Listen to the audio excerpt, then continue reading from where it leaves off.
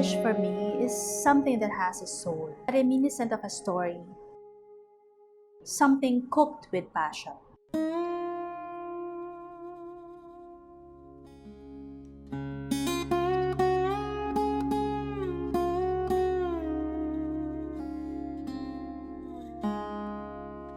Ang plano namin na pagbubukas ng restaurant dito sa Vizcaya, nagsimula muna sa desisyon namin na dito namin gustong manirahan.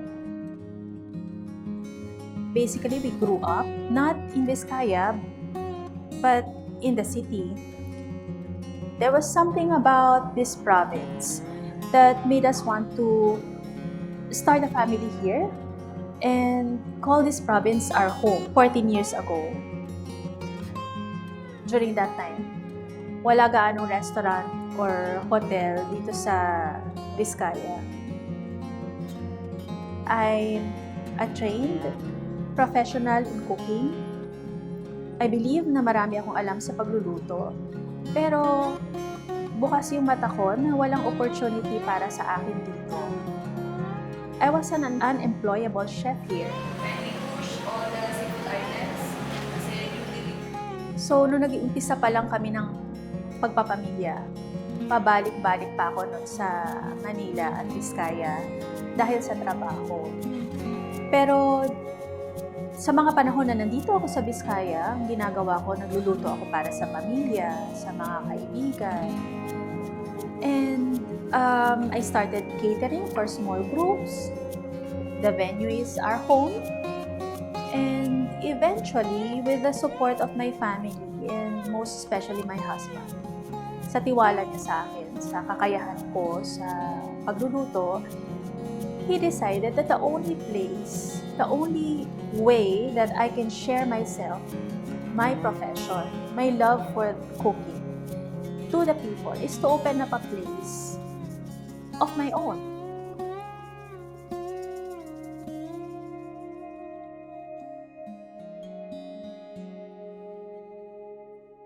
So, he said, let's open up Mrs. Baker's. Let's open up your place.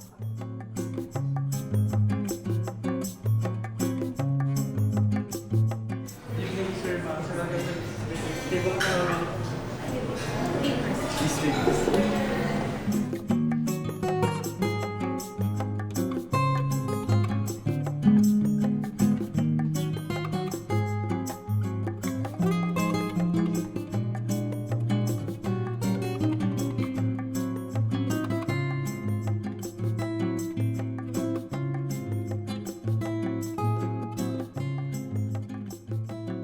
Nung simula, lahat ng oras nasa kusina ako o nasa bakery. Nagsisimula ng 1 a.m. ng umaga, madilim pa, papasok na kami. We start with the production of pandesal.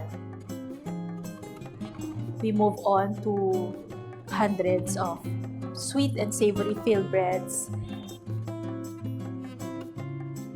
Then we move on to the production ng aming famous raisin bread and other loaves.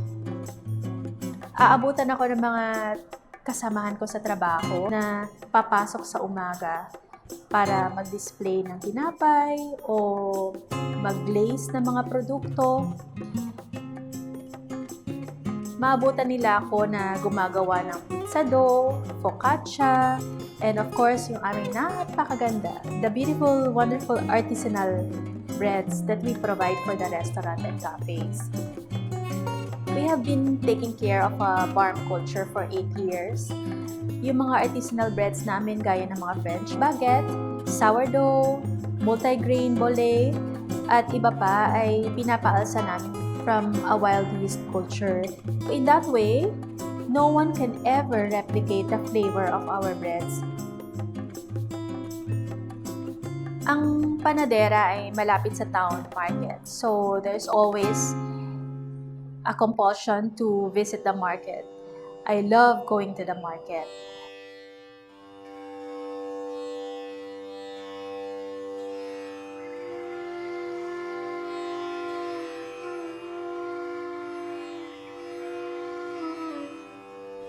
the market scene in Nueva Vizcaya. I'm actually very, very happy. I can see all these ingredients and the produce. I know that all these things will help me to be creative.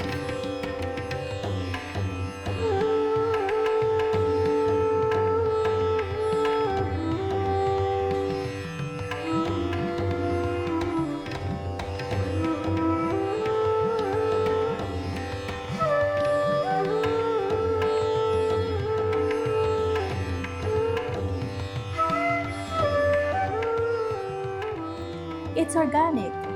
It's what they harvested from their garden. It's actually, I believe, what they're feeding to their families. How can you not buy from them? These are the vendors that we support through the restaurant.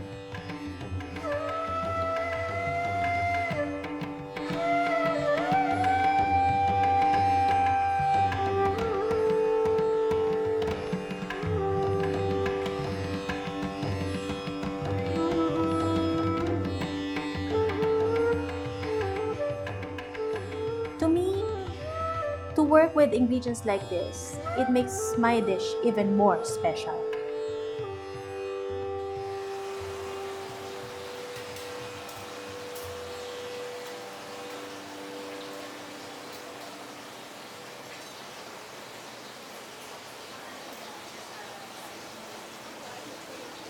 When my shift is done going around the cafe and the bakery, I spend most of my afternoon and night at the restaurant. And also kani mango sharing for L5. Side of light salad also for... I read somewhere, what is worse than training someone and having them leave you is not training them and keeping them. Naniniwala ako sa bawat isa sa aking team na sila ang extension ng kamay ko. Umaasa ako sa bawat isa sa kanila that they will cook and they will bake and they will do their responsibilities the same way that I do it. First and foremost, I am the teacher in the team. From my sous chef to my head baker to all our line cooks, prep cooks, kitchen helpers, and dishwashers. Alam ko na kailangan nandun ako para sa restaurant, para sa kanila. Alam ko yung presensya ko ay napaka-importante. Dahil makikita nila, mapapansin nila sa actual kong pagluluto at pakikisama sa kanila kung gaano ka-importante sa akin ang propesyon na to. I can never be a chef by name. I have to be there to physically cook with them. Napaka-importante sa akin yun. I hope they feel na yung pagtatrabaho ko sa kusina is also because I want to teach and to pass on my learnings to them.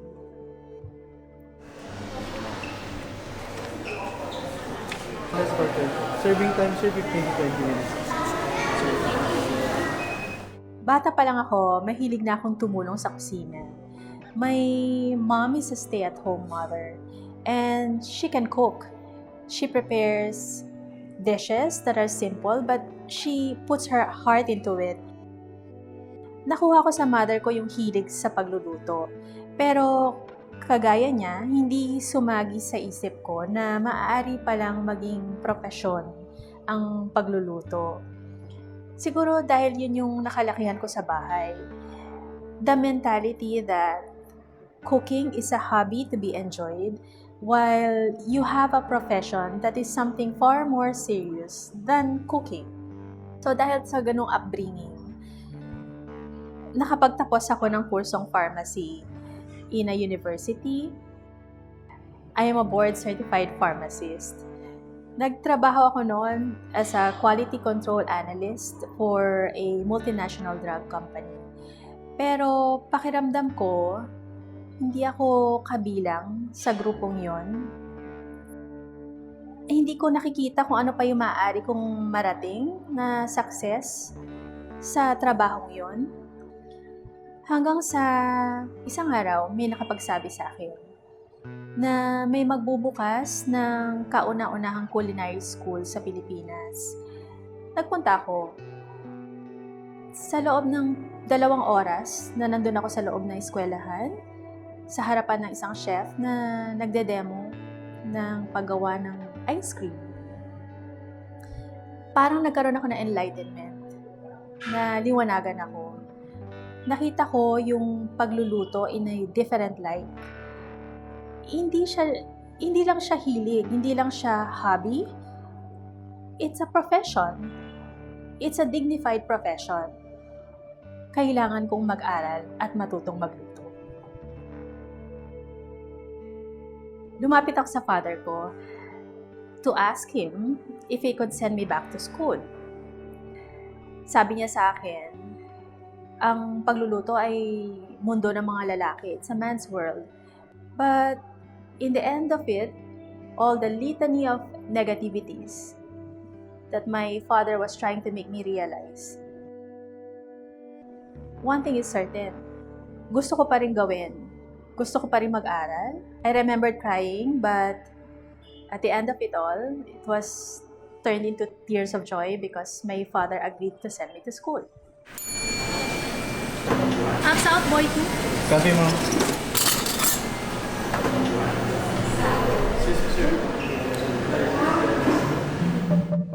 Maipagmamalaki ko na ang Mrs. Bakers ay kakaiba.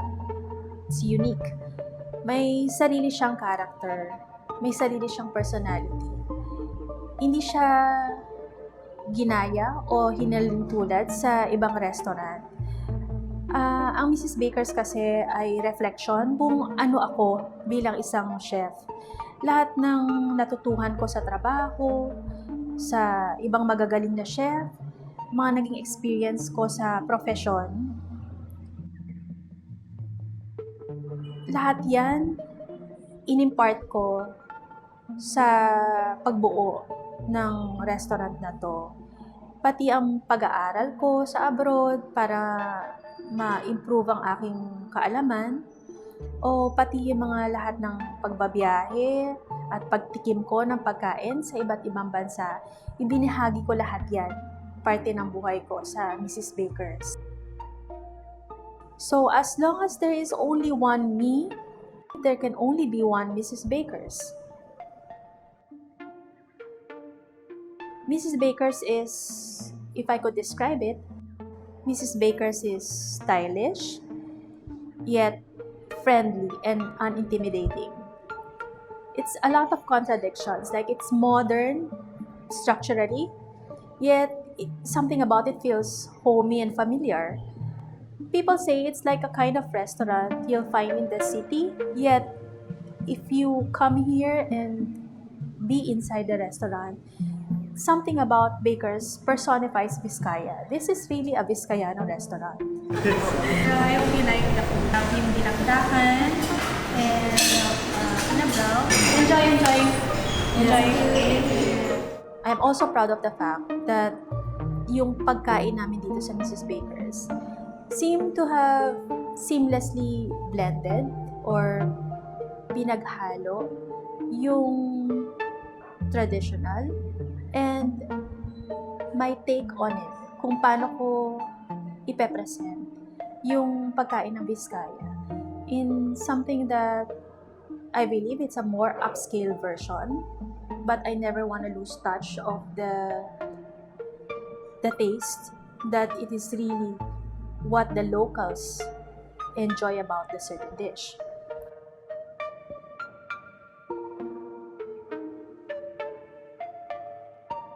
Ang pagkain dito sa Bakers, pinag-isipan. Halimbawa, dinakdakan. Dinakdakan is a very iconic dish of Nueva Vizcaya. The pork mask, yung pig's ear, loin is simmered until tender, grilled to get that smoky flavor, and then we sliced and tossed it in a vinaigrette of calamansi juice, mayonnaise, and typically there must be pig's brain pate, and then you add in some leeks, ginger, and spices. It is traditionally served at room temperature, sort of like a cold pork salad. We kept everything else, most especially the taste, very authentic. Every local who tasted it, they claim it as a Biscayano dinakdakan. I even had guests who said it's as good as his mother's version. But certainly, I know that his mother's version is far more traditional than what we are doing here. But Mrs. Baker's, our version is very different from the traditional.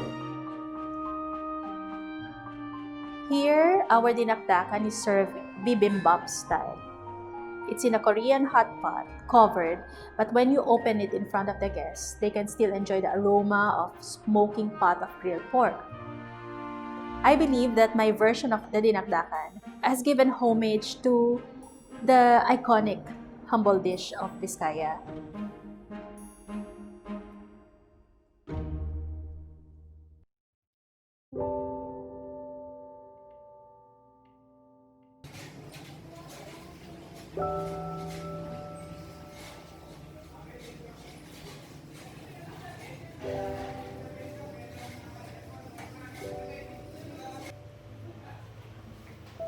Morning, guys!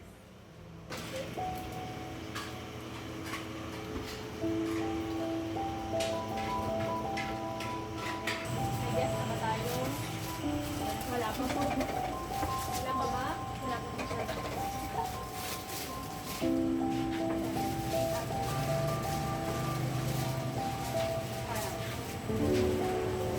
Looks like a ghost town. It's not usually like this.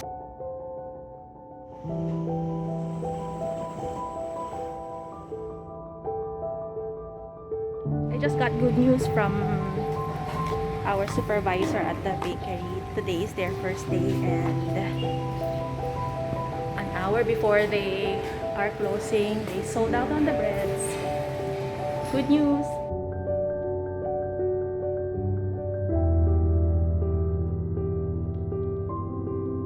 This is our Magic 12-man team na mag-o-open ng bakers tomorrow. Okay, soup, salads, and appetizers. So we only have one bowl. Okay, tuna and tikama. Okay, use na tayo namin. Hindi lang tayo marunong sa mga hindi magaling tayo sa pagsunod o pagkatuparan. Ano kailangan? Dapat 37.5 below. Tapos i-record, no? AM tsaka PM. Pagpasok at tsaka pagpasok ulit sa hapon. Okay?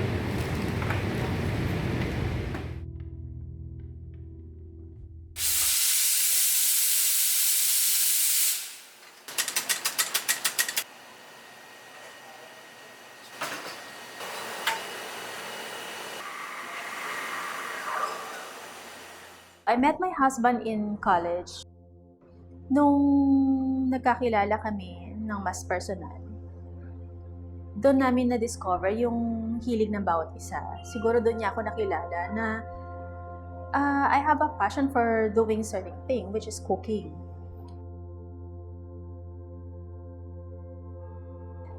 At the same time, I was getting to know him, and I'm learning from the fact that he loves things na may kinalaman sa managing, leadership, administrative work. Pareho pala kami na kukuha ng ibang kurso at magpapalit ng profession. I went to Baking and Pastry School in the Center for Culinary Arts, Manila. At siya naman, I supported him in his decision to go back also to school. But this time, he took up masteral sa University of the Philippines ng Business Administration. After that, he went to Asian Institute of Management to study development management. We were clueless that time that we will end up eventually as chef and restaurateur. Loin and pan 5 pompano medium in a brow, everything together, guys. Bago ako dumating sa estado ng pagiging isang chef, I was already working and baking a lot in someone's kitchen. Sinubukan ko magtrabaho sa iba't ibang kusina gaya ng restaurant, hotel sa abroad, at naging teacher din ako ng isang culinary school.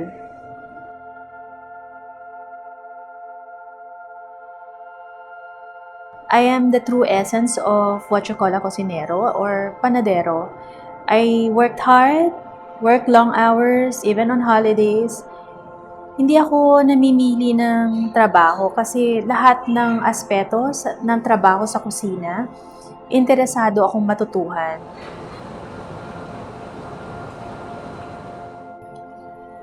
So basically, my life before I became a chef, I was a learner in someone's kitchen.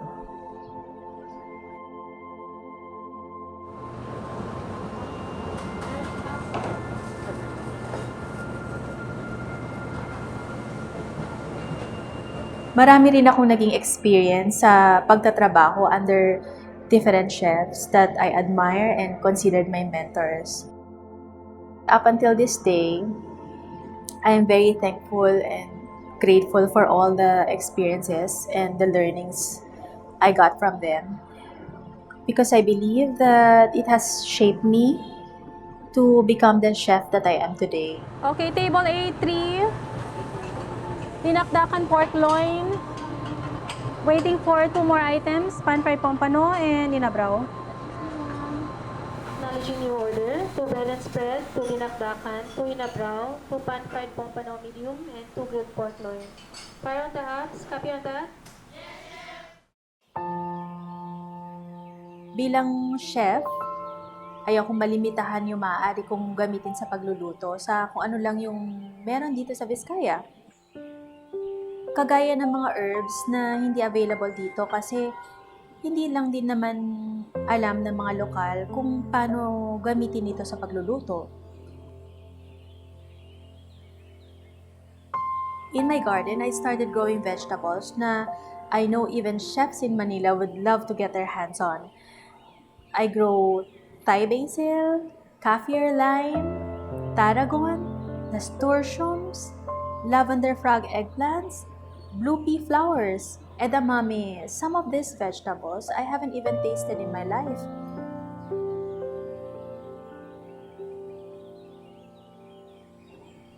So I grow them because growing them and knowing how to make use of these vegetables and herbs, I know will make me a better chef.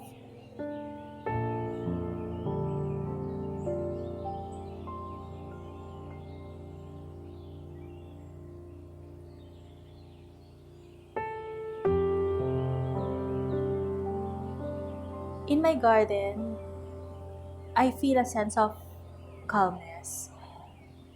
Parang nakakalimutan ko yung oras pag nandun ako sa mga halaman ko. Malayo sa environment ng kusina na lahat mabilisan, mataas yung emotion. Kailangan mong kumilos ng sigurado, speed and accuracy. That's what is needed in the kitchen. But in my garden, I feel free to make a mistake. I love what my garden teaches me. It teaches me optimism, to always hope that there will always be something that will be flowering, fruiting, or something that I'm going to be harvesting soon. It also teaches me to be patient, to have to wait, that I can't get anything in an instant, and if I want something, I have to grow them from seeds. It's always a joy to see something grow from seed to harvest.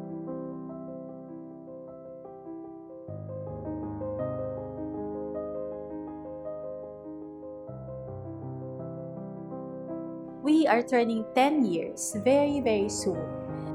In the restaurant life, it is already a very, very long life.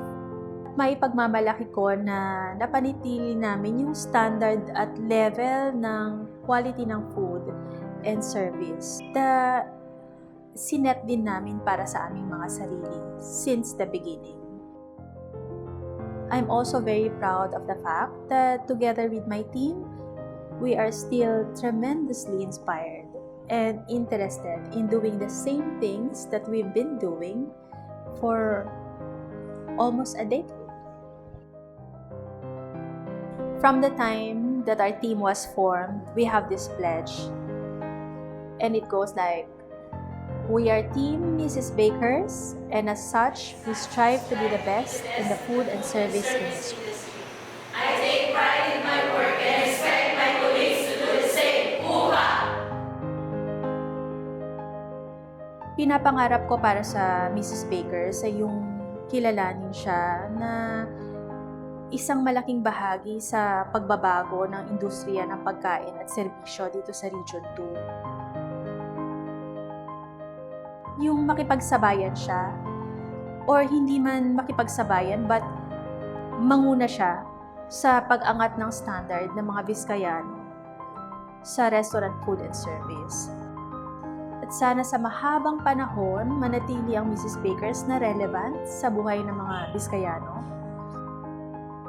na something na maipagmamalaki nila as something that is their own. Marami kaming bumubuo ng Mrs. Bakers. Para sa akin, maliit lang kaming grupo. Para kaming isang pamilya. I know each and everyone in the team, their family as well. Yung pagiging pamilya namin, yun ang pinaka maipagmamalaki ko kasi doon ko nararamdaman na I'm very much myself and I'm at home in my own kitchen. I am in the point that I can enjoy the status of being a disciplinarian, the teacher. I can be strict. Hello? Cheese Max. Ay, oo nga pala. Pene, please. But at the same time, I can laugh with them. I'm not afraid to experiment and makita nila na nagkamali ako o natuto ako sa certain thing na ginagawa ko. Natututo din ako sa kanila, lalo na sa kultura ng mga bumubuo ng team. Maipagmamalaki ko na nauunawaan nila yung mission namin sa aming trabaho at kung ano yung hinihingi sa kanila bilang kabahagi ng Team Bakers. Alive and going, no, for 10 years, no? Humingi lang ang restaurant na bukas ng 10 years. Possible yan for a franchise restaurant, no? But not for the kind of restaurant that we are. Doon ko sila maipagmamalaki. That we share the same vision. I'm proud of the team that we have now. Ultimately, this is for the Biscayanos.